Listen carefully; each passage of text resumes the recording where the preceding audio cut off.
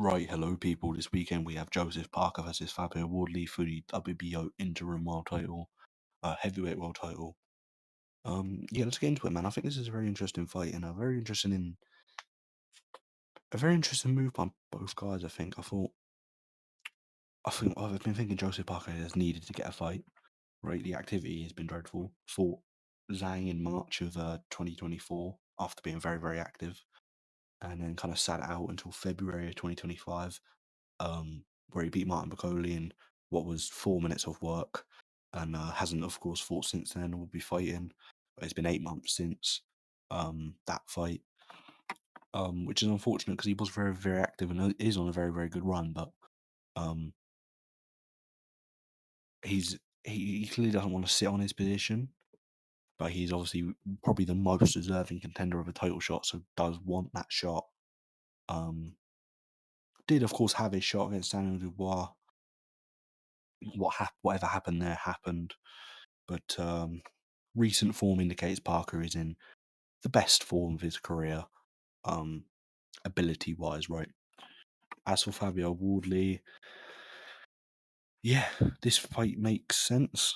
It does make sense, but it wasn't the move I thought they'd go with. Obviously, had the Fraser Clark duology, then stepped in. Well, Justice Hooney stepped in against him on short notice, 12-0 Justice Hooney, in which he got the KO in the 10th round after a very tricky night's work against the very well schooled Justice Hooney, who of course looked very good that night. But Fabio just has that kind of that X factor, let's call it that equalizer, and finished that fight incredibly well. But you wouldn't think after the way that Hooney fight was going, you'd think, yeah, get him in there with Joseph Parker, who in many ways has many similarities to Hooney, just at a higher level. But if we go with the form of these two men, career wise, just career in general, Joseph Parker, 36-3, 24 of which by knockout, one lost by knockout.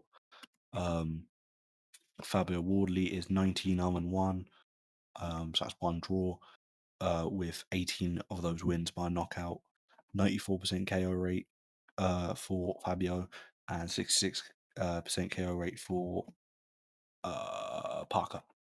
Now, Fabio's only been doing this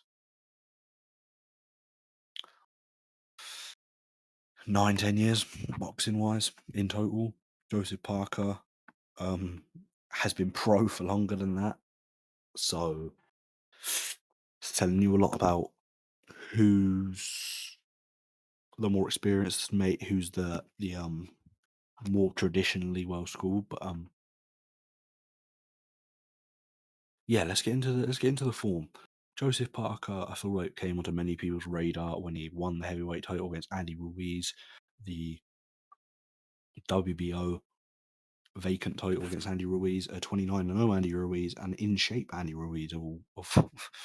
Well, as in shape as Andy Ruiz gets. You know what I mean? You never get much more than the dumpling with Ruiz, but you're getting, you get a slightly slimmer dump, and you know what I'm saying. But obviously, it's tricky to say of Andy Ruiz when best point in his career was. You'd say the Joshua fight, but that is kind of just him seizing the opportunity, right? But no, you'd have to say it was the this is a good version of Ruiz. Um, Ruiz has never really had a run in his career where you thought, fucking hell, Andy Ruiz. You know what I mean? He's never been that guy. But this was a decent version of Andy Ruiz. We all know Andy Ruiz is like very flat-footed, good counterpuncher, kind of catch and shoot off the guard. Not a lot of head movement, pressure fighter, counterpuncher. Fast hands, good combination puncher. Have always thought his shot selection has let him down, but beat Andy Ruiz by a majority decision. Fairly clear win for Parker. That decent fight, fairly clear win over 12 rounds. Obviously won his WBO title.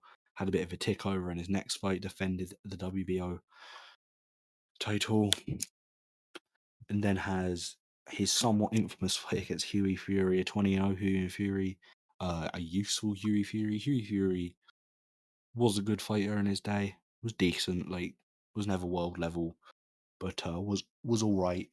Trying to think who Hughie Fury actually beaten to be in there with Parker, and I don't think it was anyone. The Box Rec. Box. Okay, I'm not even gonna look.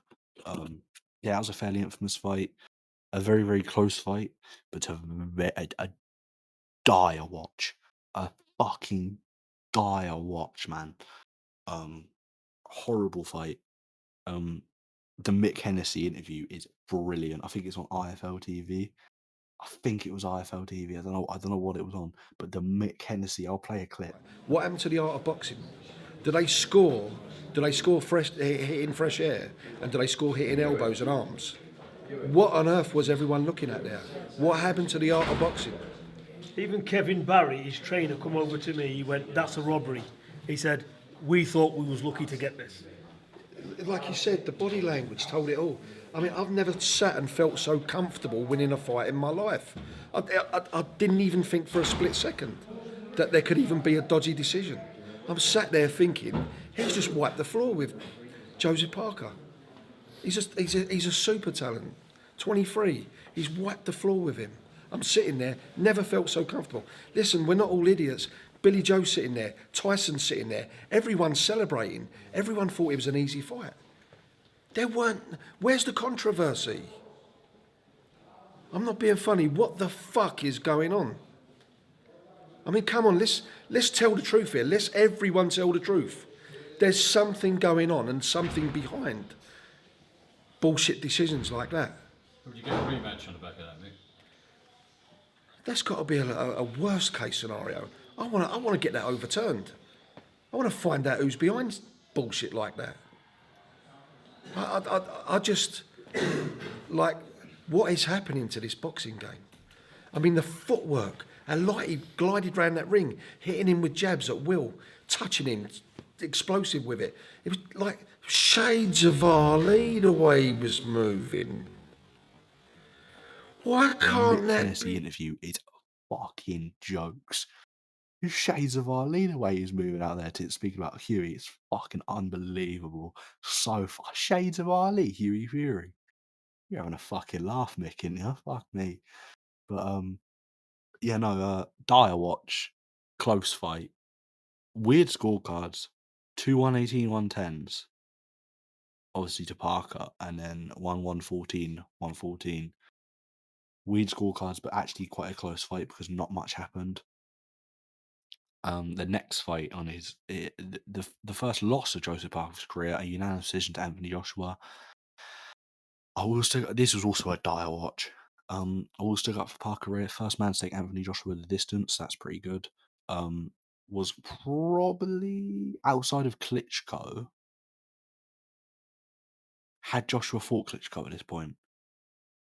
I'm not sure if Joshua had fought Klitschko at this point, but outside of the Klitschko win, this was probably the best win of Joshua's career. It still holds up in terms of Joshua's wins. Does the Joseph Parker fight? Obviously, he's aged very well. This is after the Klitschko fight. Okay. This was probably Joshua's second best win at the time, with not much on note at the time, unless you really rate a win over Charles Martin, but not much of note on Joshua's resume. He had a win over Carlos Takam. You obviously got to put Parker above Takam. And a really good win against Vladimir Klitschko. Yeah, horrible fight, but first of all, first man to take Joshua the distance has got to mean something. Second of all, the ref did no favors to Joseph Parker in his fight. He really broke the momentum of the fight and didn't let anything go. Whenever Parker would get on the inside, the ref would break him. He didn't really let Parker work on the inside, just breaking the momentum of the fight.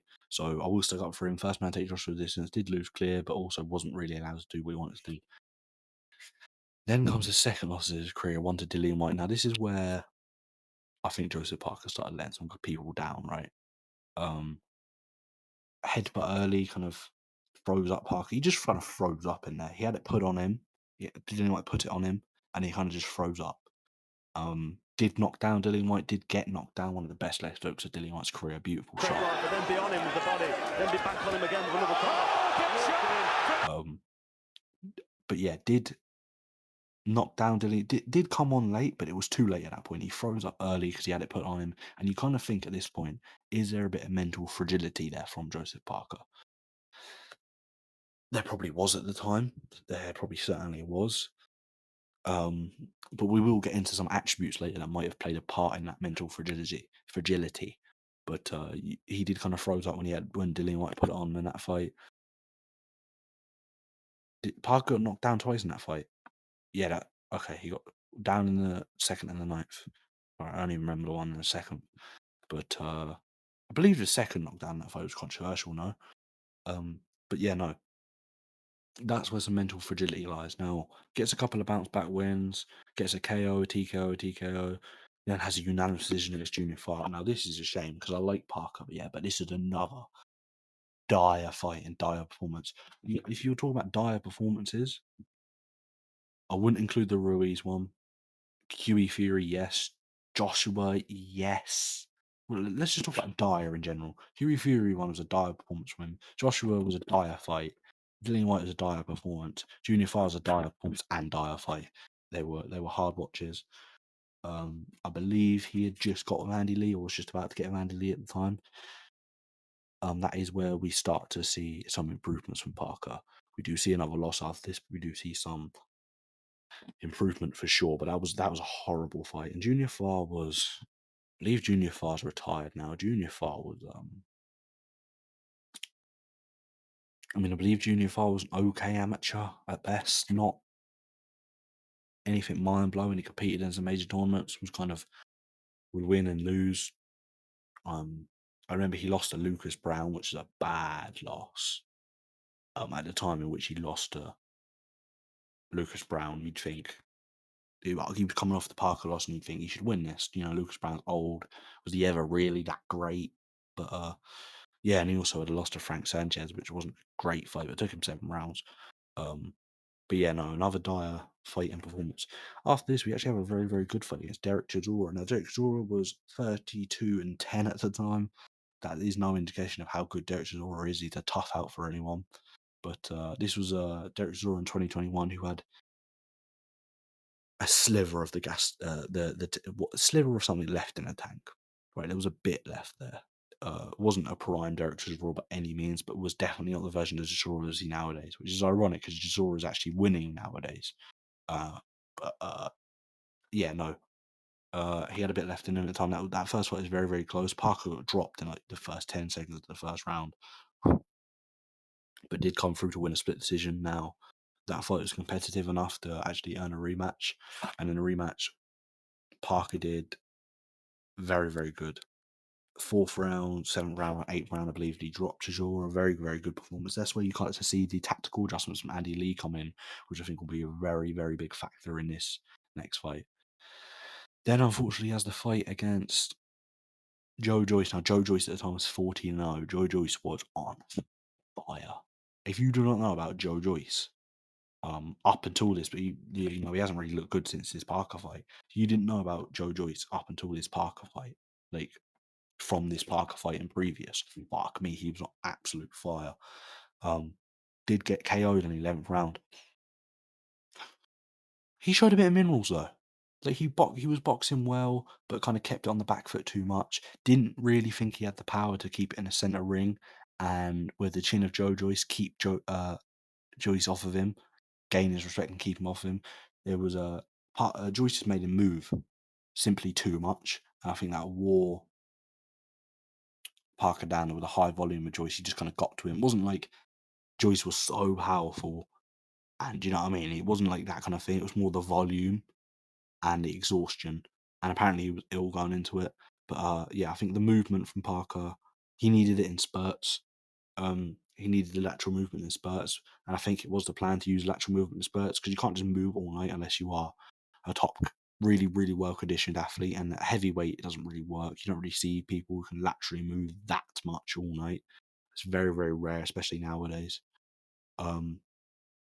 Fighters aren't built the same as the likes of Muhammad Ali back in the day, where he could do 15 rounds of that. They just simply aren't the same. Yeah, he needed it in spurts. He needed lateral movement in spurts to kind of keep away from Joyce, and then needed to take the center of the ring, gain his respect, almost have like a little active break. But I don't think he had enough power to keep him off him. But yeah, then you're kind of thinking after that it's over for Joyce, for Parker there, but he does get a couple of wins. He gets a win over Jack Massey, unanimous decision. Jack Massey, of course, a cruiserweight. At the time, I didn't think that looked great. going 10 rounds of a cruiserweight, but tune-up fight and all that. Give me a sec to have another drink.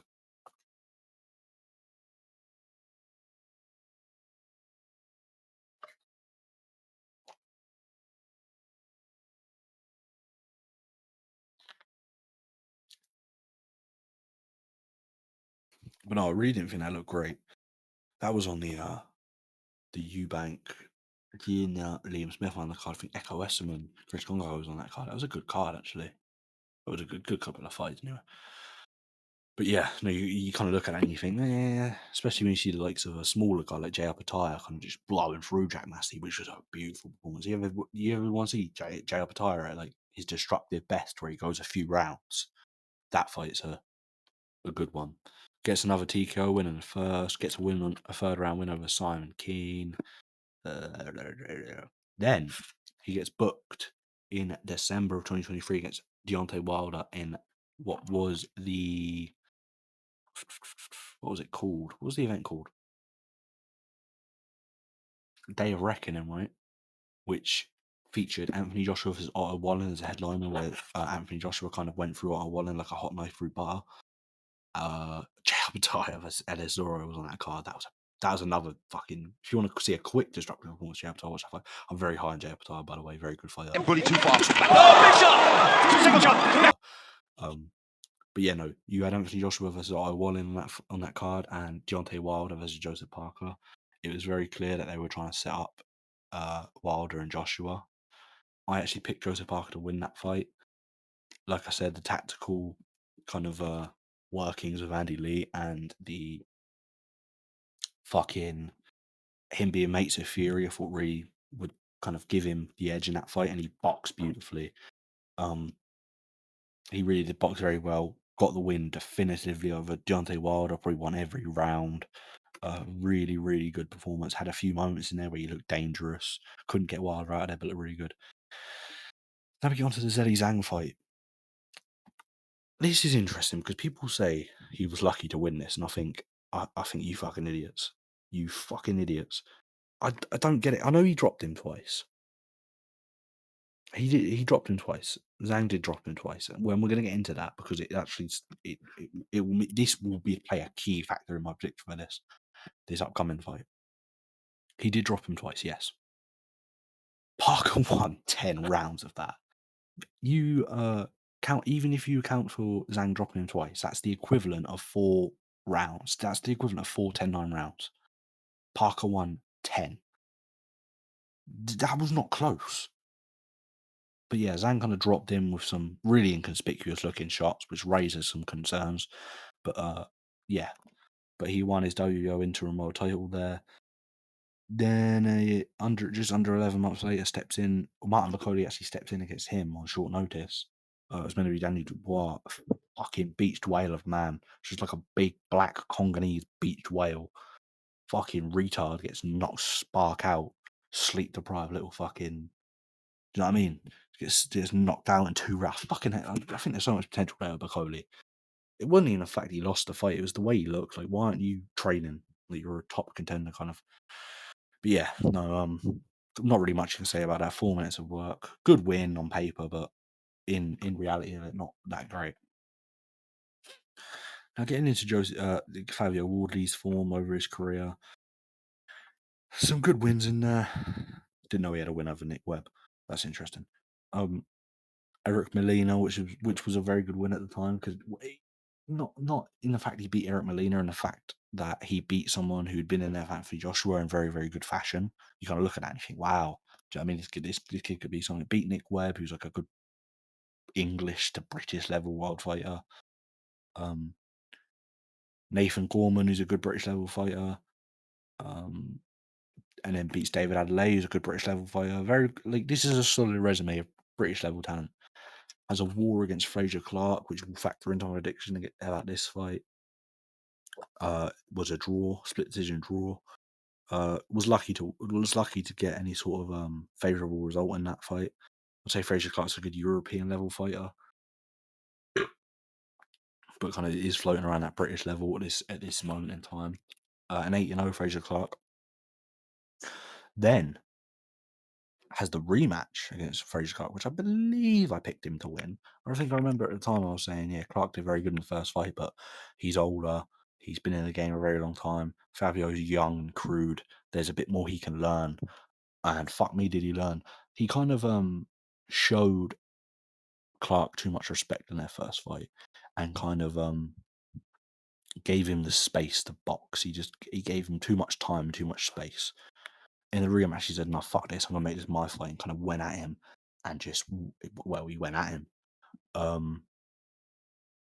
Yeah, looked very, very good. Dented Fraser Clark's head. Unbelievable. Into the final minutes of round one. Big shot there from Wardley, and that has scrambled Fraser Clark. The balance went there slightly, and he's trying to cover up on the ropes. One of those big winging overhands I was mentioning. He caught him on the temple, high on the head, I think, and you could just see the legs do a little bit of a dance, and left hand gets through, and Clark is in trouble here, and he's touched down with 38 seconds remaining in the round, and he's in trouble. Unbelievable. It was just fucking. It was actually haunting watching it live. I remember watching it live, and that was a very good time for the channel actually. I remember watching it live, and I saw Fraser's face. He was like, he's all fucking weird. Like the face he was making, and then he had a dent inside of it, and I'm thinking, whoa, like, this cunt's got some power. And that was shown in his next fight against Justice Hooney, where he was getting out fucking boxed. I was watching it, I'm thinking, wow, Fabio's got power, but this isn't the kind of fight where you just catch. He's not like Hooney's not giving him anything. Do you know what I mean? I couldn't see anything Hooney was giving him to catch him. So I'm thinking he's got power. Like he can put Hooney out, but he's not giving him it. Like Wardley's got the power, but Hooney's not presenting anything. He's boxing just so beautifully. And then of course Hooney kind of, I think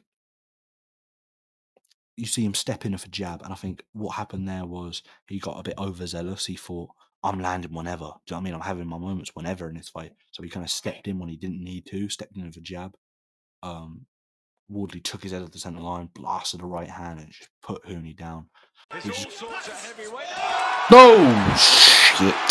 Good, because going into that fight, I was like, yeah, Hooney's actually decent. He's a good little boxer, but that power, I'm hearing rumours of Hooney's chin and that, and that power. We're at Pullman Road, do you know what I mean? This is Fabio ain't gonna get beat there, do you know what I mean?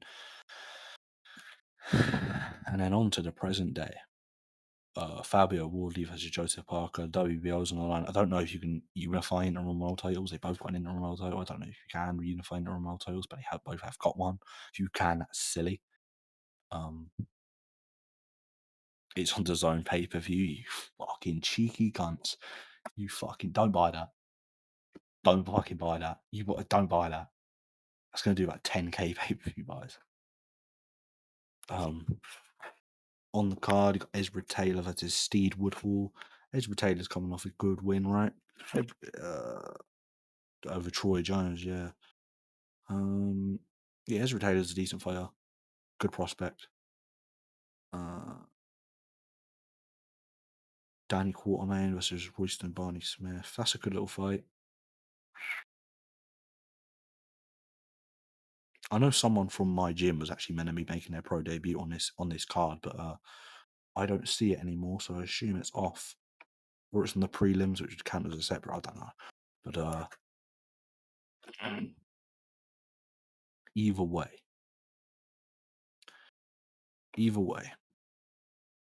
this main event is very, very intriguing for both men. As I mentioned early on in the video, we've been sat here for like 22 minutes. Fucking I need to stop yapping. Oh my god.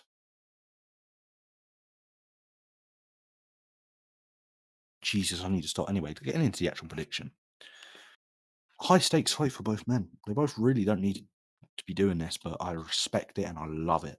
I love it, love it, love it. I don't usually mind when fighters sit on their like interim world titles or mandatory positions or just wait for the champ. But shit like this, I love. Love that these two are stepping in the ring against each other. It's a fight that makes sense. It's a good, intriguing matchup. Now, how do I think it's going to go? I've got Joseph Parker by unanimous decision.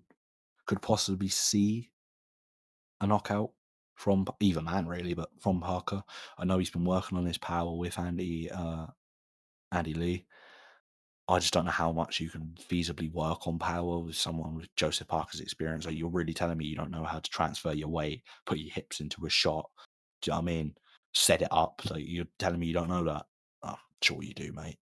You're 33. Do you know what I mean? You probably do. But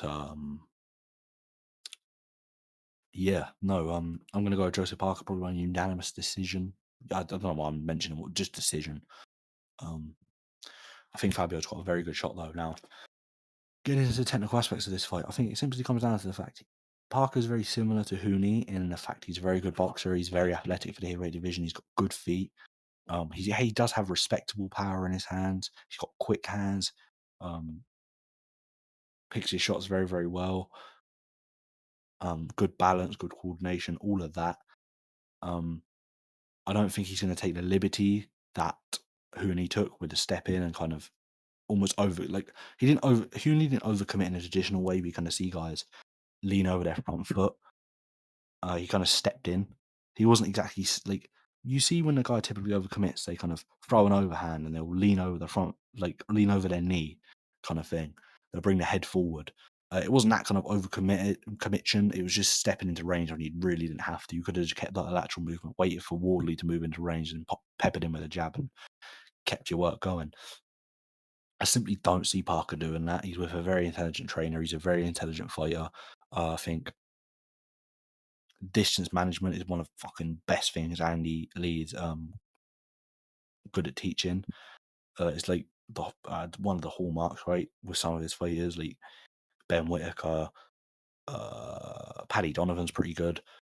Hamza Sheeraz, like they all know how to use their kind of length and their boxing ability. Um, I think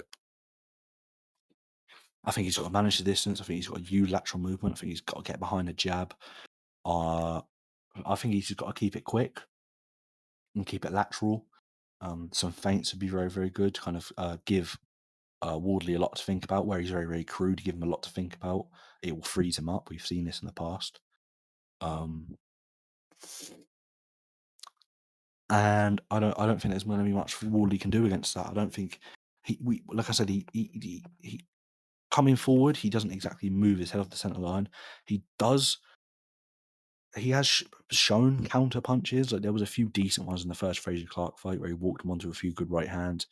Obviously, the Hooney fight, but he's not the type of guy when he's applying pressure to keep his head off the center line, kind of Chavez style or Canelo style or Ilia Topuria, if you've seen the UFC. He's not the type of guy to take his head off the center line while coming forward like that. He's more reactionary, and I don't think Parker will give him much to react to. A lot of people will say, but Parker was dropped by Zhilei Zhang, so by some very inconspicuous looking shots by Zhilei Zhang. So surely Wardley's going to catch him at one point in the fight and put him down if Zhang's putting him down so inconspicuously. Now, what I would say to that is, with the shot, Zhang's a very hard puncher just naturally, right? Big man, lot of body weight, very hard puncher. There was absolutely no load up on those punches, and he was very, very powerful. They were very, very well thrown technically. There was no load up on them, even though Wardley's a very, very hard puncher in himself. And you are right, if he does land on the chin, he does probably put him down like Zhang did. But the difference is between the shots. Wardley's, like I said, very, very crude. Had a couple of white collar fights, no amateur experience. He's very new to the game. He loads up on the shots, and you can see them coming. And we've seen Parker in there with guys who load up on their shots, such as the likes of Deontay Wilder. And with his experience, with his footwork, is able to see it coming. Is even able to capitalize on those shots. That like Wardley loading up on his shots is going to give Parker even more opportunities in this fight to kind of keep him behind a jab. It's not going to give Parker the opportunities to kind of put any damage on Fabio and keep him put him down. But if he opens up with a very telegraph wide shot, I can see Parker blasting down the middle with a jab, 1-2, knocking him off balance. I mean, the balance from Fabio Wardley is not the greatest because he is so crude. He will commit to shots and he will throw them hard. But the difference is Zhang's able to put Parker down with, yes, inconspicuous shots, but very good technically thrown shots. Whereas Wardley may punch as hard, may punch harder, does definitely punch hard enough. Those shots like the inconspicuously of Zhang's shots actually played a factor because he's such a naturally hard puncher. Not loading up on them was actually very intelligent because Parker couldn't see him coming. It put him down. If he had higher output, he probably would have got Parker out. But yeah, I don't think that matters in this fight because I think Wardley simply just loads up and telegraphs too much. But of course, if Parker does overcommit because maybe in the gym he has been putting more people down, has been gaining more respect, maybe he will get a tad bit overconfident with this new punching power that he may have developed and may overcommit to a shot, and then Fabio might put him down because he is a very good reactionary. But I simply don't see that happening. Because I don't think I don't think he has that kind of that mindset where he's that would take a sense of arrogance. And I don't think Parker has that. But yeah, no, I see it going 12 rounds. I see it being Parker. I see it being very, very clear. 117 to Joseph Parker. He kind of wins 10. Kind of wins like 9 rounds. Wardley wins 3, and that's very, very clear. I see him using a lot of lateral movement, a lot of feints, keeping it long with the punches. Being very his ring generalship being on point, being very positionally aware, having enough power to freeze Fabio, gain the respect, keeping in his box. The feints were keeping in his box, and yeah, I think that's how it's going to go. I really hope I get this prediction right because my track record of predictions in boxing is fucking amazing. Like I said earlier, I picked him in the Wilder and Zhang fights. Now I think he was an underdog in both of those fights, Parker. But my recent track record on the channel has been a little bit poor. Right, obviously the UFC predictions don't matter to me. I picked Atalma to beat Dillian. That was the last one I actually got right.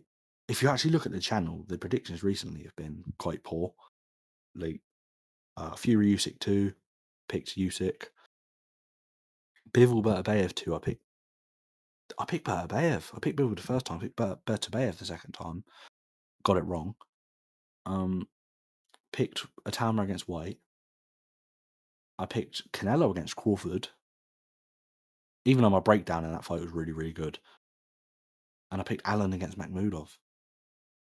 So my track record is usually very, very good. And if you look at Twitter, my track record is still 90%. It's still fucking like unbelievable. Because I do obviously pick the smaller fights. I just don't upload to the channel. I just kind of talk about them on Twitter.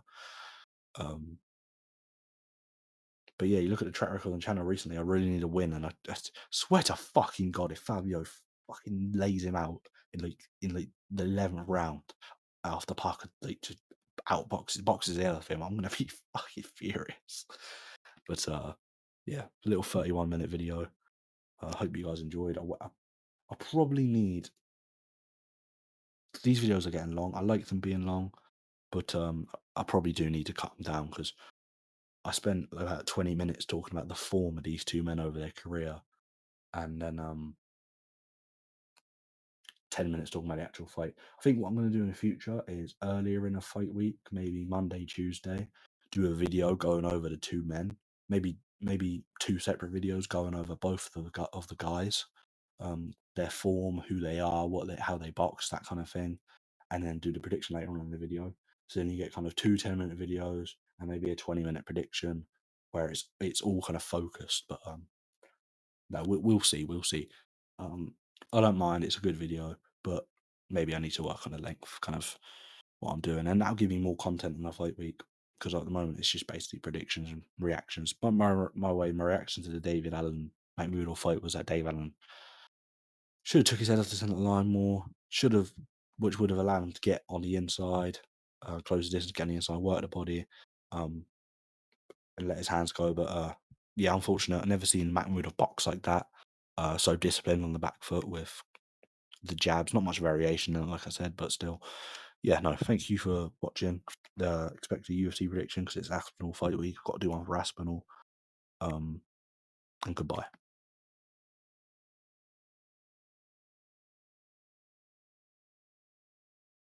Oh, shit.